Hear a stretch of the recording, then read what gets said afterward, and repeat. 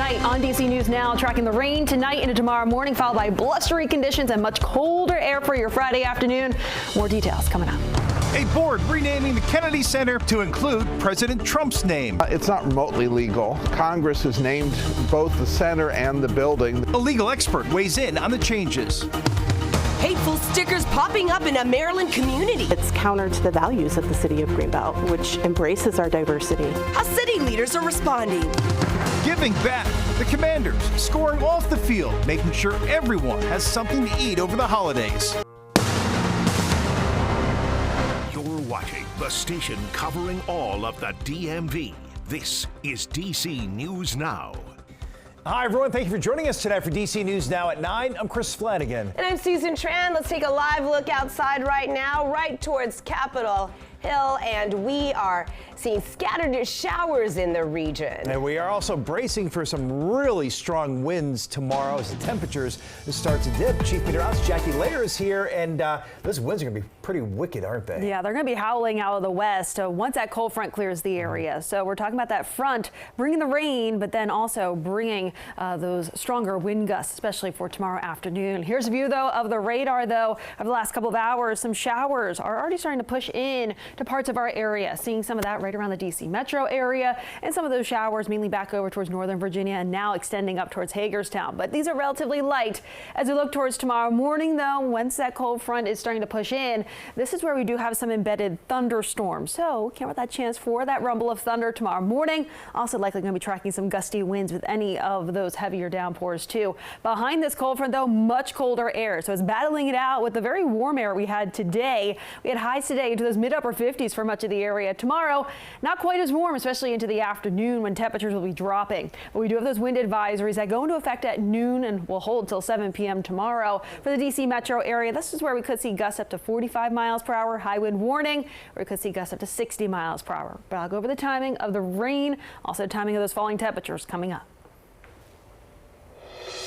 Developing now, let's take a live look out there at the Kennedy Center. It now has a new name. The board, the one that President Trump appointed and named himself chair, voted unanimously to make it the Trump Kennedy Center. DC News Now's Daniel Hamburg joining us live outside of the Kennedy Center. All right, so Daniel, this, of course, a very controversial move, but the big question, is it even legal? Chris and Susan, a Georgetown law professor, tells me that it is not legal to do this name change. That is because the law that Congress established, which created the John F. Kennedy Center for the Performing Arts, clearly states that no other names can be added to the memorial.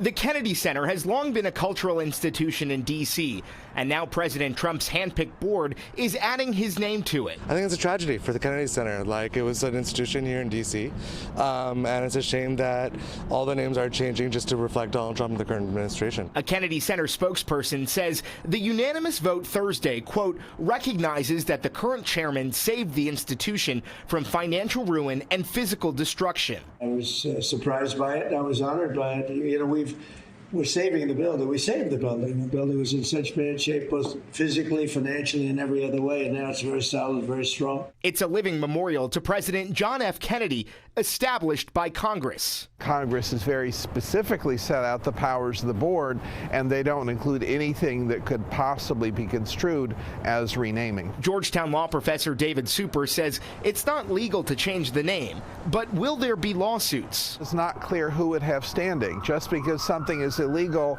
doesn't mean that you can present the kind of case and controversy that courts will require to hear a ruling. Some people don't seem too bothered by it. It is what it is, and yeah, he's putting a stamp on things, so I'm neutral. You're neutral. I'm just going to enjoy my performance tonight. The change already made on the Kennedy Center website with a new logo. We don't know how long it could take before signage outside changes. Meanwhile, inside, I'm told by several staff members here at the Kennedy Center, morale was quite low today when they got word of that name change. We're live in Northwest. Daniel Hamburg, DC News Now. All right, Daniel, thank you. Developing tonight 2 extra holidays for federal workers. President Trump signing an executive order giving workers a day off on Christmas Eve and the day after Christmas. Live look right now at the White House, where that decision was announced earlier. That also means several federal agencies will be closed on those 2 days. These days are not permanent federal holidays. That takes an act of Congress. We are following breaking news. Investigators have identified a suspect in the shooting at Brown University that killed 2 students Sunday, including a Virginia native. Let's take a live look right now at Salem and New Hampshire. You can see a large police presence there, where investigators have swarmed this storage facility. Officers earlier, they were seen with tactical gear and long guns moving behind the building. A news conference is expected at any moment now. Investigators recently announcing a possible tie to another shooting of an MIT professor at his home outside of Boston on Monday night, which is roughly 50 miles from Brown University in Providence, Rhode Island. In Maryland, racist stickers found across Greenbelt. The messages take aim at the immigrant and Hispanic communities. DC News Now's Tim Reed spoke with neighbors who say there's no place for hate in their city. Tonight, I spoke to a Greenbelt City Councilwoman who says the city strongly condemns racism and discrimination. I also spoke to some residents who tell us hatred does not belong in this community. Racist stickers are not okay. We need to be working together as a community. It's not just discrimination is never okay on any realm. Many in the Greenbelt community are outraged about these stickers with racist and divisive messages. City leaders say they were posted in several locations around the city targeting immigrant and Hispanic residents. If you want to voice your point of view about something, then be man or lady enough to, go out and say how you feel. Don't hide behind, certain things, putting up stickers when nobody's looking or writing, nasty stuff. The city council says these messages of hate have no place in Greenbelt. Officials say everyone, regardless of race, gender, or religious beliefs, is a valued member of the community. It is really distressing to see this here in the city of Greenbelt.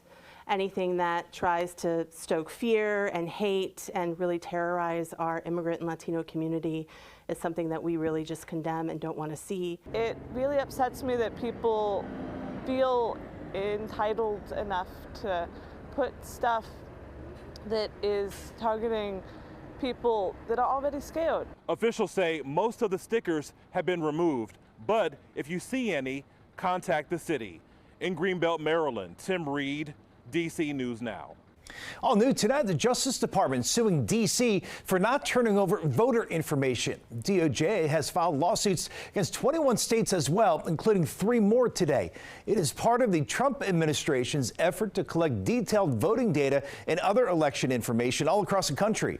The administration says it's part of an effort to ensure election security. Associated Press says the request has been made to at least 26 states. The White House says 10 states have complied or are working on turning over that information. Developing tonight, TikTok signs a deal to sell its U.S. entity to American investors, including tech giant Oracle.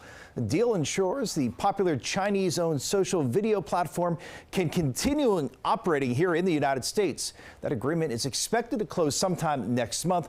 Now, back in September, President Trump signed an executive order that would allow TikTok to go under U.S. ownership. New tonight, the president signing into law the new military budget that the Senate just passed yesterday. And in this new funding package, a provision to extend benefits for firefighters and their families. It classifies cancer as an line of duty death, and that means if a firefighter dies from cancer, their family will receive the same benefits as if they had died and had been killed while fighting a house fire. In a statement, the president of the International Association of Firefighters, writing in part, Congress's passage of the Honor Act marks a significant turning point. This legislation ensures our fallen are honored and their families are not left behind. We're also getting a look at the priorities for the new Democratic supermajority in Virginia. The governor-elect unveiling an affordability agenda for next year's General Assembly. Abigail Spanberger plans on introducing a bill to help families who could lose health care coverage because the federal government has failed to extend tax credits. The governor-elect is also proposing a new low-interest loan to build more mixed-income developments. What we're proposing here today is a plan that is meant to stabilize the marketplace. It is a targeted program, and in its current formulation does not pull from the general fund.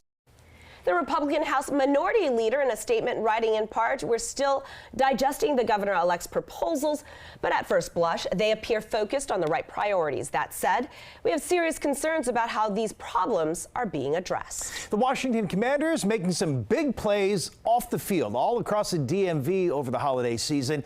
Today in the district, players joining the Capital Area Food Bank, handing out groceries to people living in Ward 8. They also spread holiday cheer to patients at Children's National Hospital. And in Virginia, wide receiver Deebo Samuel hosting a holiday shopping spree for kids at the Dick's Sporting Goods in Dulles. They also visited an elementary school in Herndon, encouraging kids there to read. So doing a lot of great work there all over. You know, what a throw for these kids as well. Yeah, definitely some good stuff happening there. Help arrived at several food banks in Northern Virginia to make sure children in the region don't go hungry. The Church of Jesus Christ of Latter-day Saints bringing 36,000 pounds of food to organizations in Warrenton and Manassas. They delivered staples like peanut butter, pancake mix, pasta, and canned veggies over to Fauquier Fish, which helps to feed children at 50 different schools in the Commonwealth. The items were also dropped off at the Northern Virginia Food Rescue. The Mormon Church says it is teaming up with America 250 to make all of these food deliveries to all 50 states.